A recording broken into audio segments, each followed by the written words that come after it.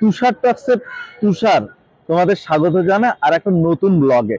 আর আজকের ডেস্টিনেশন হচ্ছে আদ্যাপীঠ। আদ্যা মায়ের ভোগ খেতে যাব। বন্ধুরা, তোমরা বুঝতেই পারছো আমি এই মুহূর্তে দাঁড়িয়ে রয়েছি দক্ষিণেশ্বর স্কাই ওয়াকে। মনে হলে জার্নিটা এখান থেকেই শুরু করি, তাই মা ভবতারিণীকে একটা ছোট্ট করে প্রণাম টুকে এখান থেকে চলে যাব হচ্ছে আদ্যাপীঠ। দক্ষিণেশ্বর থেকে যারা আদ্যাপীঠ যেতে চাও তারা কিন্তু দক্ষিণেশ্বর স্কাইওয়াক থেকে নামলেই 10 টাকা অটো বা টোটোতে একদম আদ্যাপীঠ মন্দিরে পৌঁছে যেতে পারো। রাখি, যারা আদ্যাপীঠ আসতে চাও বাই ট্রেন বা মেট্রো কি করে আসবে, তোমরা শিয়ালদা থেকে ডানকুনি লোকাল ধরবে, অর্থাৎ ডানকুনি শাখা ট্রেনে উঠে দক্ষিণেশ্বর স্টেশনে নামবে। দক্ষিণেশ্বর স্টেশনে নামলেই সোজাসুজি স্কাইওয়াকের উপর চলে আসতে পারো।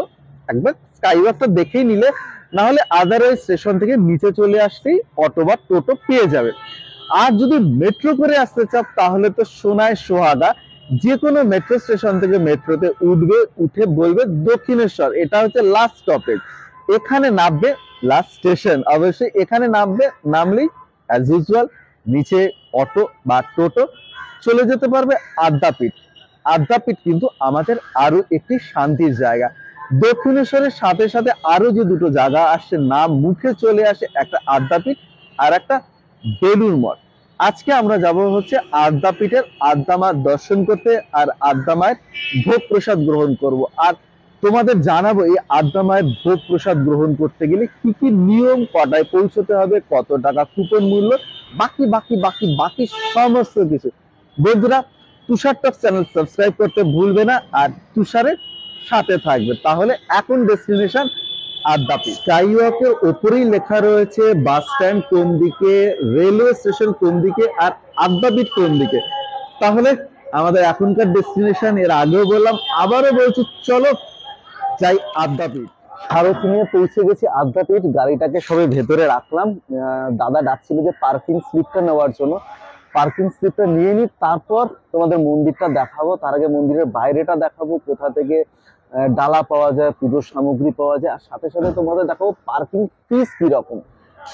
আমার সারথি আর তুষারটা হচ্ছে তুষার এই মুহূর্তে আদ্যাপীঠ। বন্ধুরা, মন্দিরে ঢোকার পর গাড়িটা তো দেখালাম, আর এই হচ্ছে পার্কিং এর জায়গা। এখানে দেওয়া রয়েছে 3 ও 4 চাকার গাড়ি পার্কিং প্রতি ঘন্টা 20 টাকা, আর 2 চাকার গাড়ি পার্কিং প্রতি ঘন্টা 30 টাকা। আর দেখতে পাচ্ছ ওখানে সব 2 হুইলার রাখা রয়েছে, 4 হুইলারও রাখার ব্যবস্থা রয়েছে। এবার চলো বাইরেটায় যাই। আর এই দেখো আমার পার্কিং এর কাগজটা দেখাই তোমাদের, আমার সারথির পার্কিং এর কাগজ। এবার সামনের দিকে, আগে সবার আগে তোমাদের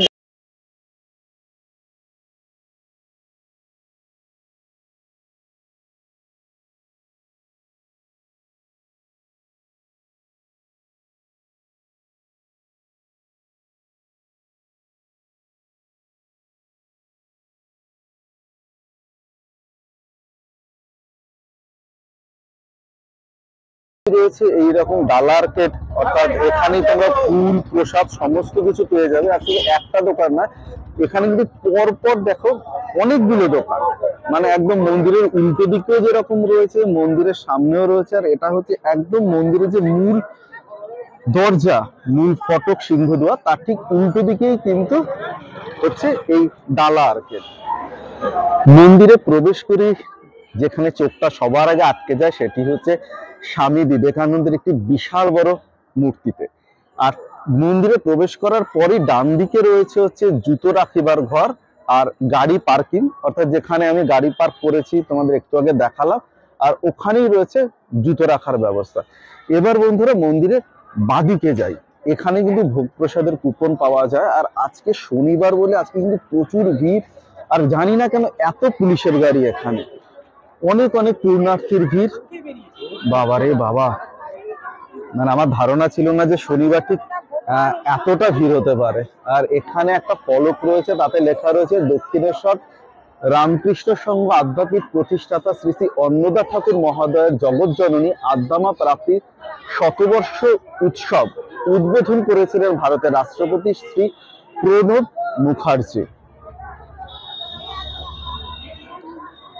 2015-র 2রা এপ্রিল উদ্বোধন করা হয়।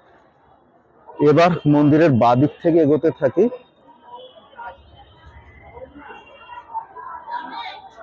এদিকে কিন্তু বেশ কিছু ছোট ছোট মন্দির রয়েছে। আর আদ্যা মায়ের যে মূল মন্দির, তার একটা নিয়ম রয়েছে, সেখানে কিন্তু সবসময় আদ্যা মার দর্শন পাওয়া যায় না। আমি তোমাদের সেটা জানিয়ে দেবো।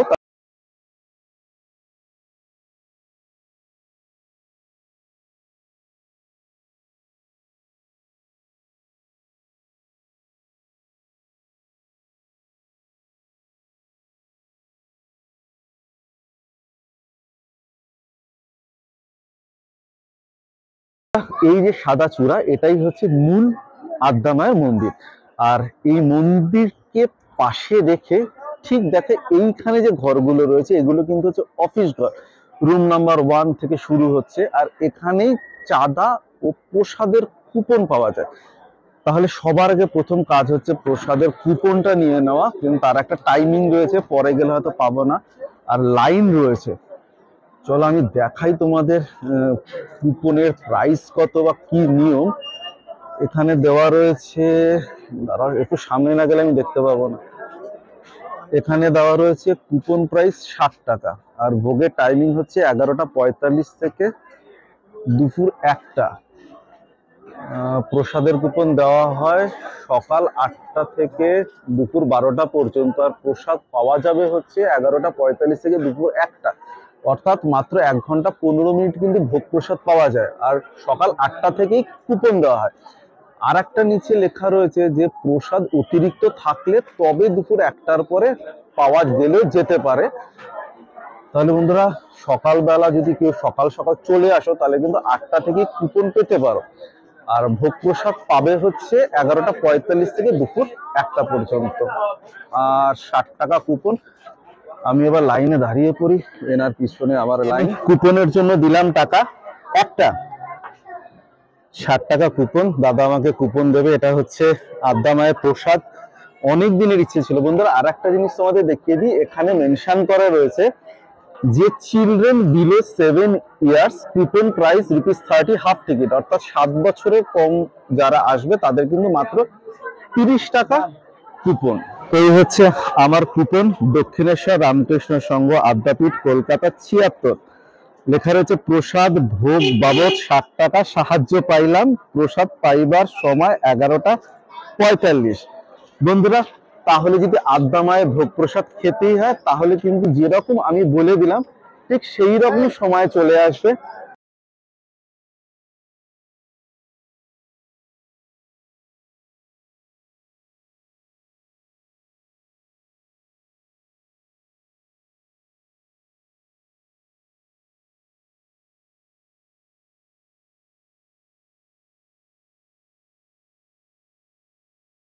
আমি আদ্যাপীঠে বিমল ভাইয়ের সাথে রয়েছি।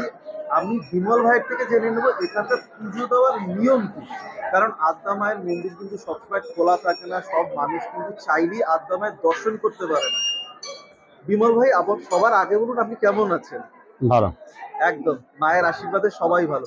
আমাকে এবার বলুন এখানকার পুজো দেওয়া প্রসিডিওর, পদ্ধতি, নিয়মটা একটু বুঝিয়ে বলুন আপনি। এই মন্দির ভোরবেলা 5টা খোলে, 5:30 বন্ধ হয়ে যায় দর্শনের জন্য।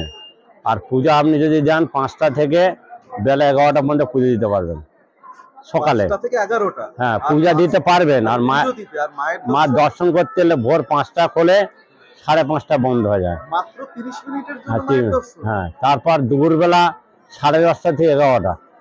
10:30 থেকে 11টা? হ্যাঁ, তখনও 30 মিনিট মায়ের দর্শন? হ্যাঁ। আর সন্ধ্যাবেলা 6:30 থেকে 7টা। মানে 6:30 থেকে 7টা। তার মানে দেখা যাচ্ছে আদ্যা মাকে দেখতে গেলে 30 মিনিট করে দিনে 3 বার পুজো দেওয়ার নিয়ম কানুন যদি বলেন। আর পূজা আপনি বিকাল 3টে থেকে 7টা পর্যন্ত দিতে পারবেন। 3টে থেকে 7টা। সকালে কটা থেকে? আর সকালে 5টা থেকে 11টা। 5টা থেকে 11টা, বিকেল 3টে থেকে 7টা। আর ভোগ প্রসাদ তো আমি জেনেই গিয়েছি এখানে। আর ভিড় কি রকম হয়? মানে শনি রবি আর বিশেষ দিনগুলোতে বেশি ভিড় হয় এখানে? এখন পৌর মাসের তো খুব ভিড়, প্রতিদিন সমান সমান গেছে, বেশি শনিবার, রবিবার আর মঙ্গলবার।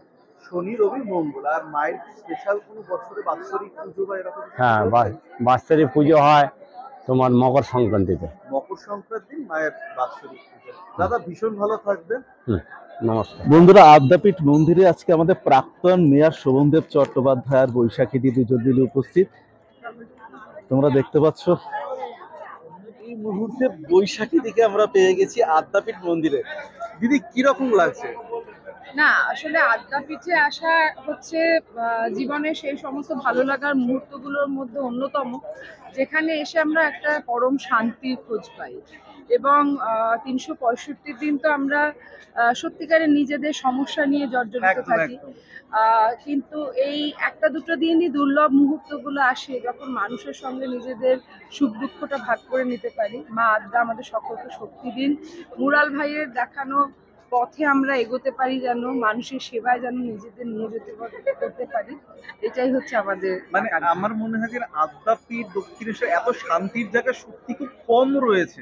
আহ, আসলে আর চারিদিকে এত অস্থিরতা একদম তাই। এবং এত অশান্তি, তার মধ্যে এই আদ্যাপীঠের মতো জায়গা আছে বলে বোধহয় আমরা এখনো নিজেদের মানসিক স্থিরতা বজায় রাখতে পারি। একদম দিদি, একদম ভীষণ ভালো থাকবেন, সুস্থ থাকবেন। তোমরাও ভীষণ ভালো থাকো। একদম দিদি। বন্ধুরা, এটা হচ্ছে দেখো জুতার ঘর, অর্থাৎ এখানে কিন্তু জুতো রাখা যেতে পারে। দাদা, জুতো রাখতে কত করে? এই হচ্ছে আমার কুপন, আর 2 টাকা করে জুতো রাখবার জন্য।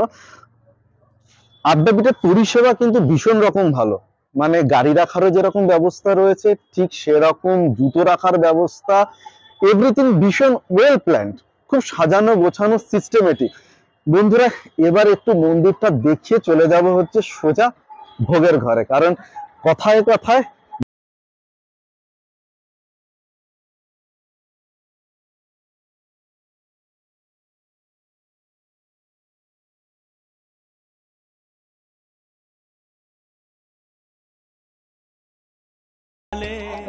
মূল মন্দিরের সামনে এই যে মণ্ডপ, এবার এখানটাতে উঠি। আদ্যা মার দর্শন কিন্তু এখান থেকেই করতে হয়। আমি আদ্যা মায়ের গর্ভগৃহ তোমাদের দেখাবো পরে। এইখানে আদ্যা স্তোত্র পাঠ করা হয়, আর এই হচ্ছে আদ্যা মায়ের মূল মন্দির। দেখো লেখা রয়েছে হচ্ছে আদ্যা মন্দির। এখানেই কিন্তু আদ্যা মা রয়েছেন। আর তোমরা যেটা শুনতে পেলে যে দিনে 30 মিনিট করে 1.5 ঘন্টা কিন্তু আদ্যা মা সবাইকে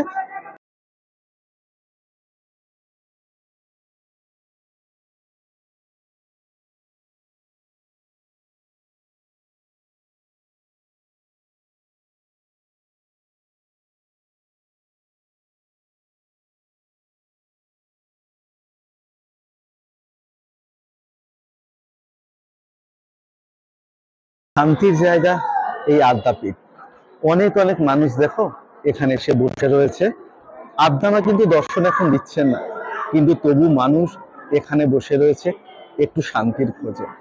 আদ্যা মা যে বড়ই আপনার, বড়ই নিজে।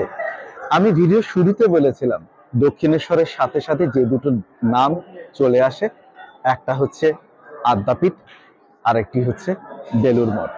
বন্ধুরা, একটা ছুটির দিন দেখে বা যে কোনো একটা কাজের দিনের ফাঁকেই চলে আসবে আদ্যা মায়ের দর্শন। কথায় কথা শুট করতে করতে বেলা অনেকটা হয়ে গেছে। আমি শুনতে পেলাম এইমাত্র মাইকে অ্যানাউন্স করছে যে যাদের ভোগের কুপন কাটা রয়েছে তারা কিন্তু তাড়াতাড়ি চলে যান ওখানে, কারণ অনেকক্ষণ ধরে ভোগ দেওয়া শুরু হয়েছে আর এবার শেষের পথে।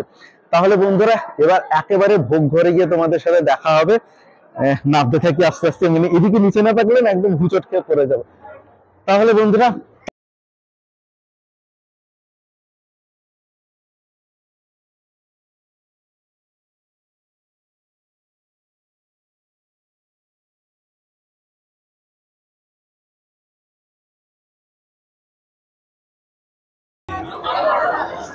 মন্দিরের ঠিক পেছনেই বন্ধুরা ভোগের ঘর। দেখো এখানে লেখা রয়েছে শ্রী শ্রী রামকৃষ্ণ পরমহংসদেব কর্তৃক স্বপ্নাদিষ্ট আদ্যা মন্দিরে ভোগের ঘর। প্রবেশ নিষেধ কেন জানি না, এখান দিয়ে তো সবাই বেরোচ্ছে। চলে এগোতে থাকি। আমি জানি এই পিছনে বিশাল বড় ভোগের ঘর রয়েছে এবং এখানে বহু বহু মানুষ বসে একসাথে খেতে পারে। আর এইখান দিয়ে এগোতে থাকি, চলো সামনের দিকে।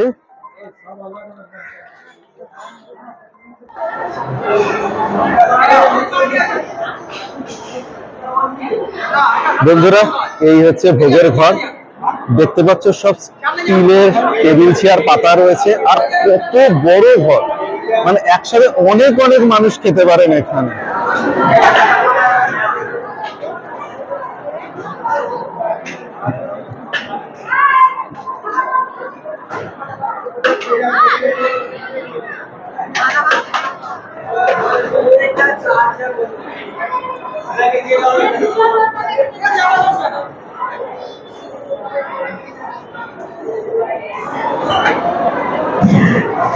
শুরুতেই থালা, শালপাতা ডিজাইন করা প্লাস্টিকের গ্লাস, এতে জল দিয়ে দেওয়া হয়েছে। আর পোলাওয়ের পর বেগুনি,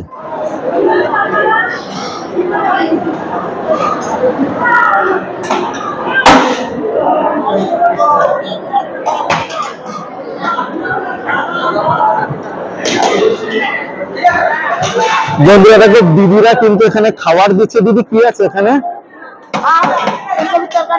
আচ্ছা আচ্ছা, এখন রয়েছে আর দিদি রয়েছে ভাত আর ফুলকপি রয়েছে এখানে, এরপরে খিচুড়ি আসবে, খিচুড়ি চচ্চড়ি। দিদি রয়েছে এরপরে খিচুড়ি চচ্চড়ি আসবে। তাহলে এর আগে আরে বাস, এর আগে খেয়েছি পোলাও বেগুনি, এখন হচ্ছে ভাত আর ফুলকপির তরকারি। চলো বন্ধুরা, আদ্যা মায়ের ভোগ প্রসাদ খেতে খেতে তোমাদের সাথে কথা বলি। বন্ধুরা এবার চলে এসেছে খিচুড়ি। দিদি তখন বলেই গেছিল খিচুড়ি আসবে। দিদি হাসতে হাসতে বলছে খিচুড়ি আর চচ্চড়ি। দেখতে পাচ্ছ দিদিরা কত অক্লান্ত পরিশ্রম করে যাচ্ছে সকাল থেকে, এবং একসাথে হাজার মানুষ খেতে পারছে কিন্তু আদ্যাপীঠের ভোগ ঘরে। শেষ পাতে চাটনি আর পায়েস। আমাকে অলরেডি চাটনি দিয়ে গেছে, এরপরে পায়েস করবো।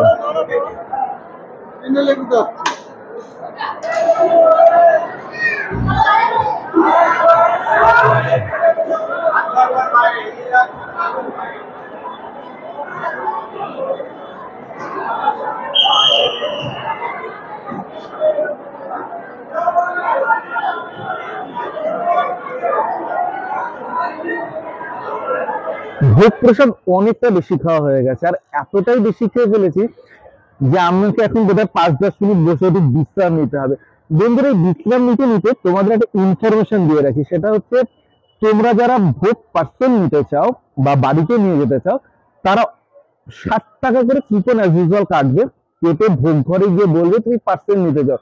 কিন্তু আরেকটা কাজ করতে হবে, তোমাকে কিন্তু বাড়ি থেকে টিফিন বক্স নিয়ে যেতে হবে। আর তোমাদের বলে রাখছি যে তোমরা আমার ভিডিওটা ফলো করবে, তাহলে দেখে নেবে যে কি কি আইটেম দিচ্ছে।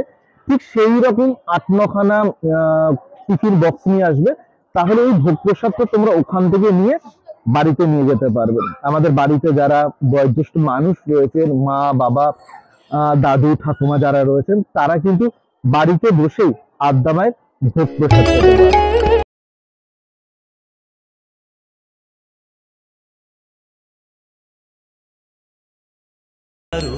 বন্ধুরা ব্লগটা এখানে শেষ করে দিই, আর শেষ করবার আগে তোমাদের জানিয়ে রাখি, যারা বাস রুট হয়ে আসতে চাও তারা কি করে আসবেন।